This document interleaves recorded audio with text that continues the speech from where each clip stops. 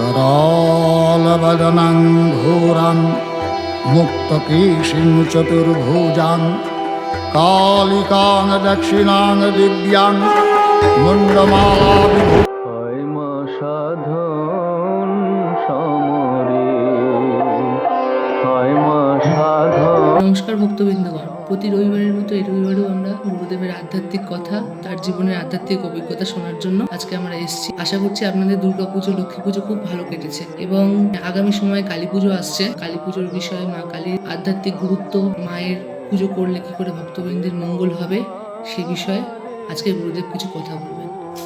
তো আপনারা শুনুন।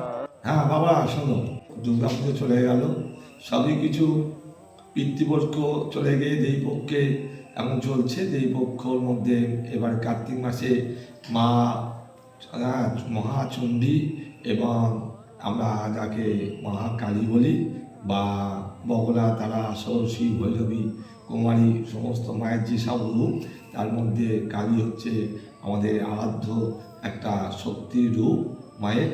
সেই রূপের সম্বন্ধে আমি বলবো এবং তার সম্বন্ধে আজকে কিছু কথা বাবাদের বলবো, যাতে করে জগতের মঙ্গল হয়, সংসারের মঙ্গল হয় এবং মানসিক শান্তি, সব দিক থেকে বিপদ আপদ কেটে যায়। সেই কথাগুলো আমি আজকে তোমাদেরকে বাবা বলবো। শোনো, এই যে মা যখন মহিষাসুরকে বধ করলেন, তারপরে মা একটু ঠান্ডা হলেন, কিন্তু তার পেছন পেছন কি এলো, সঙ্গে সঙ্গে মধু আর কৈঠব দুটো অসুরের জন্ম হলো। ওই মায়ের দিকে তেড়ে আসছে, হ্যাঁ, দুই অসুর। সঙ্গে সঙ্গে মা কি করলেন, আবার আগের রূপে মা ফিরে এলেন, এসে তার ভুকুটি থেকে, অগ্নিতেজ থেকে, কোট থেকে মা কি করলেন না চামুণ্ডা শক্তি উৎপত্তি করলেন। এই চামুণ্ডা শক্তিটা কি, মহাকালী। এই চামুণ্ডা মানে কপাল থেকে, কপাল অগ্নিতেজ থেকে শুরু হলো, সৃষ্টি হলো যে মহাচামুণ্ডা, মহাকালী। এই কালী কি করলেন, তখন ব্যাঘ্র চামড়ে পরিধানে পরা, হ্যাঁ, তার উগ্র রূপ এবং এলোকেশী, হ্যাঁ, মায়ের হাতে নিয়ে উনি চললেন খড়গ নিয়ে গিয়ে মধু আর কৈঠবের মাথা, দুজনের মাথা কেটে এনে মা চণ্ডীকে বলেন, মা এই যে আমি নিয়ে এসেছি এদের দুজনের মাথা। এই হচ্ছে থেকে মা কালীর সৃষ্টি হলো। আর মা কালী কি করে হলেন, জিহ্বার কেন হলো, আর মায়ের কেন বা হাতে খড়গ এলো। এই খড়গ হচ্ছে সবাইকে জানতে হবে, এই খড়গটা মায়ের জ্ঞান খড়গ।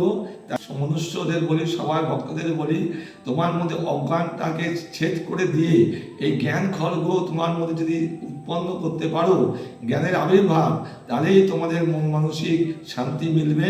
এই মায়ের হাতে খড়গটা যেটা দেখতে পাও, সেটা হচ্ছে জ্ঞান খড়গ। অজ্ঞানটাকে ছেদন করে জ্ঞানটাকে আগমন করার নামই হচ্ছে জ্ঞান খড়গ। তার মধ্যে যে চোখ, একটা চোখ দেখতে পাবে, এই চোখটা কেন খাড়ায় আঁকা থাকে খড়গের মধ্যে, এই চোখটা হচ্ছে তোমার মধ্যে যেন চোখটা খুলে যায়, এটা জ্ঞান চোখ। এই জ্ঞান চোখ যদি একবার খুলতে পারো, তাহলেই হচ্ছে আসল জিনিস। মা তোমাকে দেখাচ্ছে, দেখ আমার হাতে খড়গটা কী জন্যে রেখেছি আমি, তোদের অজ্ঞানটাকে ছেদন করার জন্যে। ছেদন করে জ্ঞানের আবির্ভাব তোরা নিজেদের মধ্যেই আছে, সেই জ্ঞান, সেটাকে তোরা পরিপূর্ণ কর এবং জ্ঞানের আলোতে তোদেরকে নিয়ে আসার জন্যই আমার এই খড়গটাকে আমি রেখেছি। হ্যাঁ, আর আর এটা দেখানোর জন্যে। আর কি, এই যে আমার জিভটা বার করা কেন, আমি যে অজ্ঞানে আমি একবার হারিয়ে গেছিলাম, তখন আমি বাবার বুকে পা দিয়ে ফেলেছিলাম, হ্যাঁ, সেই জন্যে আমার স্বামীর বুকে। তাই বলছে যে তোরাও শেখ আমার থেকে, কোনোদিন কাউকে ছোট করতে নেই। হ্যাঁ, এই যে স্বামী গুরু, তাই আমি যে পা দিয়ে ফেলেছি বুকের ওপরে, এই জন্য আমি জীবটাকে বা লজ্জায়, আমার ঘেন্নায় আমি জীবটাকে কেটে ফেলেছিলাম, হ্যাঁ, দাঁত দিয়ে। তা তোদেরকেও বুঝতে হবে, কোনোদিন স্বামীদের অবহেলা করবি না, করো না। স্বামীদেরকে, আমার মায়েদেরকে বলি, প্রতিটি স্বামীর সম্মান দেওয়া উচিত। এবং মা বলছেন, দেখ আমি স্বামীকে, জ্ঞানকে এই কালো মেয়ের পায়ের তলায় দেখে যারে আলো না ছোট, হ্যাঁ, মহাজ্ঞান হচ্ছে স্বামী। যেটা এই কালো, তো কালো কেন, প্রদীপের দেখবে জ্বললে ওপরে দেখবে আলো থাকে, নিচে অন্ধকার। এটা কি না, তোমাদের শিক্ষা দেওয়ার জন্য মা বলছে, দেখ আমার ওপরটা কালো, আমার গায়ের রং কালো, আর নিচে যে শুয়ে আছেন তিনি হচ্ছেন ভোলানাথ মহাজ্ঞানী।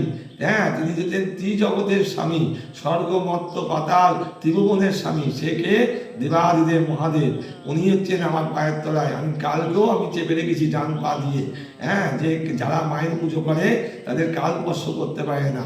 তাই তোদেরকে বলি, তোরা যদি আমার পুজো করিস, মায়ের পুজো কেউ যদি করতে পারে, এই কার্তিক মাসের অমাবস্যা তিথিতে নিজের শ্মশানের মা শ্মশানে জাগিয়েছে শ্যামা মা, সবসময় জানবে মা শ্মশান বাসেনি কেন, বলে না, যেহেতু শ্মশানে থাকেন পরে সবসময়, সেই জন্য মাও শ্মশানে থাকেন। এই শ্মশানে এই অমাবস্যা তিথিতে এই কার্তিক মাসে মায়ের পুজো হয় শ্মশানের মধ্যে, ঘোরে অঘোরে।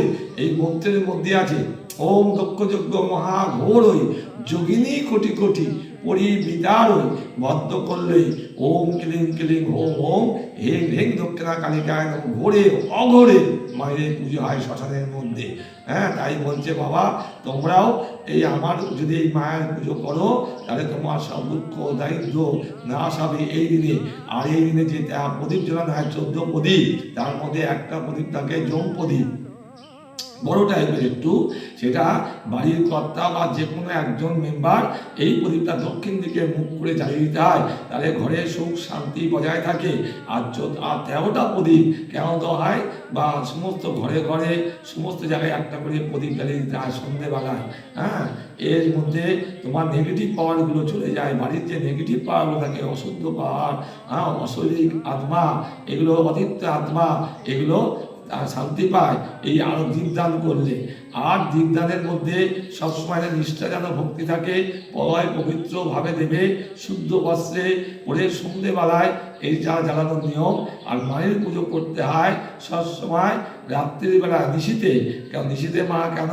নিশীতে হচ্ছে মায়ের একটা, সবাই যখন নিস্তব্ধ হয়ে যায় চারদিকে, তখন মা এই আসেন। এই মাকে সুন্দরভাবে ভক্তি করে তাকে যদি তুমি শ্রদ্ধাভাবে তাকে যদি পুজো করতে পারো, হ্যাঁ, শ্রদ্ধা মনে ভক্তি মনে, দেখবে তোমার শান্তি পাবে। কি মন্ত্র? সবাই তার মন্ত্র বলতে পারে না বাবারা। এই মন্ত্রটা গুরুদেব বা যদি কোনো ঠাকুর মশাই থাকেন, শুদ্ধ বা অশুদ্ধ ঠাকুর মশাই, ভালো ঠাকুর মশাই, তাহলে এই তন্ত্র সাধনা তন্ত্র পুজো করতে পারেন। সবাই এই তন্ত্র সাধনা পুজো করতে পারে না।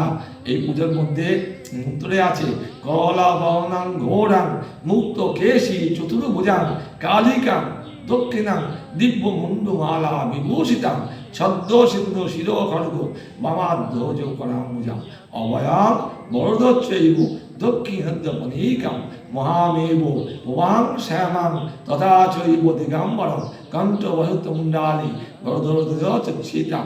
এই যে মায়ের যে মন্ত্র, এই মন্ত্রের মধ্যে আছে, হ্যাঁ, ওম নমো দক্ষযজ্ঞ মহাঘোরই যোগিনী কোটি কোটি পরিবিদারই ভদ্রকলে ওম ক্লিং ক্লিং ওম ওম হেং হেং দক্ষিণা কালিকায় নমঃ। এটা মহামন্ত্র। এই মন্ত্র যদি কানে শোনো, এই মন্ত্র শুনলে তোমার অনেক দোষ, অনেক আগামী গ্রহ দোষ কেটে যাবে, মনের শান্তি ফিরে পাবে। এই মন্ত্রটা কানে শুনলেও তোমার কাজ হবে। আর কি জানবে, মায়ের যে বীজ মন্ত্র, এই বীজ মন্ত্র সবাই এক অক্ষর বীজ করে, তোমরা গৃহ জীবনে এক অক্ষর বীজ জপ করবে না। সবসময় মাকে অনেকে ক্লিং মন্ত্র জপ করে। ক্লিং মন্ত্র শুধু সাধক ছাড়া আদার্স কেউ জপ করা ঠিক না। হ্যাঁ, অনেকে ক্লিং ক্লিং এই যে বীজটা, এই বীজ জপ করবে না। হ্যাঁ, এই গুরুদেব দোয়া ছাড়া জপ করবে না। হিং ক্লিং, হিংটা হচ্ছে শুদ্ধ লক্ষ্মী বীজ। সিং, এই যে সিং বীজটা মায়ের লক্ষ্মী বীজ, মা লক্ষ্মী রূপিণী রূপে। কিন্তু সবসময় জানবে, হ্যাঁ, ক্লিং মন্ত্র ভুলেও উচ্চারণ করো না, তাহলে এদের ঘরে অশান্তি বিরাজ করবে এবং দুঃখ কষ্ট আরও চলে আসবে। এটা শ্মশানের বীজ, একমাত্র শ্মশানেই এটা পুজোর জন্য উপযুক্ত। আর একটা বাবাদের বলি শোনো, সবসময় এই কি করবে, এই কালী পুজোর দিনে বিশেষ করে এই যে ধনতেরাস আসছে, এই দিনকে শুভ কালী পুজোতে আগে এই ধনতেরাসটা কি করবে, সন্ধেবেলায়, এ সবাই দিনের বেলায় কেনে, অনেকে সোনার উপর কেনে। হ্যাঁ, সবার তো সোনার উপর কেনা সম্ভব হয় না। মার নিয়ম হচ্ছে সমুদ্র মন্থন করে। এই দিনে সমুদ্র মন্থন হয়েছিল, বিশেষ এটা দিন। এই দিনে সমুদ্র মন্থন হয়েছিল, দেবতা অসুরের মধ্যে মন্থন করে কলস হয়েছিল। কলস মানে কলসি। এই কলসিটা সবসময় জানবে এই কলসি কিনে আনতে হয়, একটা কলসি, সেটা কিসের কলসি? হ্যাঁ, তামা বা পেতল বা রূপো। হ্যাঁ, এই যে কলসিটা, এই কলসিটার মধ্যে তোমাকে 1 ঘটি চাল, এই কলসির মধ্যে 1 ঘটি চাল দিয়ে ওপরে একটা কয়েন রেখে দেবে, দিয়ে একটা সিঁদুর কৌটো রেখে দেবে, দিয়ে এই কয়েনটাকে কি করবে শোনো বাবারা, মায়ের কাছে রেখে দেবে। মা, হ্যাঁ, যদি মার কালী না রাখতো, ঘরের মধ্যে কোনো মায়ের ছবি বা ঘর যদি পাতো, হ্যাঁ, সেখানে এই ঘটিটার মধ্যে চাল দিয়ে 1 ঘটি চাল দিয়ে রেখে দেবে। আর এই চালটাকে কি করবে তোমরা, ঘরের যেখানে তোমরা চাল রাখো সেই পূর্ণ পাত্রে এই চালটাকে সেই চালের মধ্যে মিশিয়ে রাখবে, কোনোদিন অন্যের অভাব হবে না। আর এই টাকাটাকে কি করবে, তোমাদের কাছে যেখানে অর্থ রাখো ক্যাশে, এই টাকাটাকে একটু সিঁদুর মাখিয়ে ক্যাশে রেখে দেবে, খুব ভালো কাজ পাবে মায়েরা। আর একটা কথা বলি, এই কালী পুজোর দিনে হ্যাঁ, কোনোদিন মদ, কোনোদিন মাছ মাংস এই অমাবস্যার মধ্যে যেন খেও না।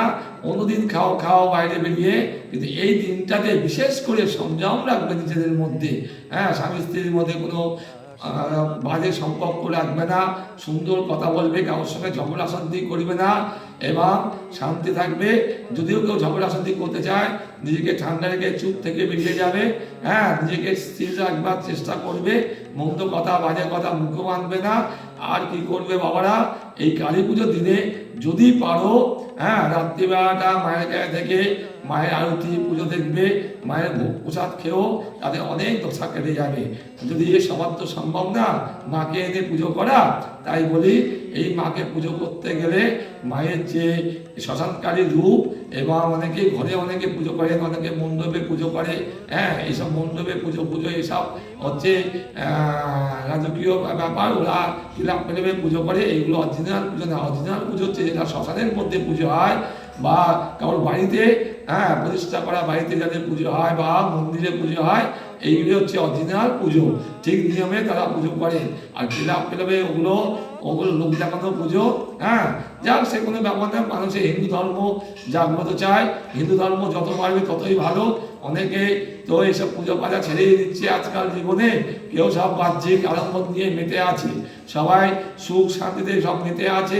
আমি বাবা তোমাদের একটা টোটকা বলছি, এই টোটকাটা সবসময় করবে কি না, ঘরে সামনেটা সবসময় আগে ধুয়ে দেবে, ভোরবেলায় উঠবে, ঘরের সামনেটা পরিষ্কার রাখবে, আর তুলসী তলায় প্রদীপটা দেবে, দিতে যেন ভুলো না, তুলসী তলায় দেবে ঘিয়ের বাতি, ঘিয়ের প্রদীপ, তাতে একটা করে লবঙ্গ দিতে ভুলো না, এই লবঙ্গ দিয়ে প্রদীপগুলোকে জ্বালাবে, তাদের খুব ভালো কাজ পাবে বাবারা।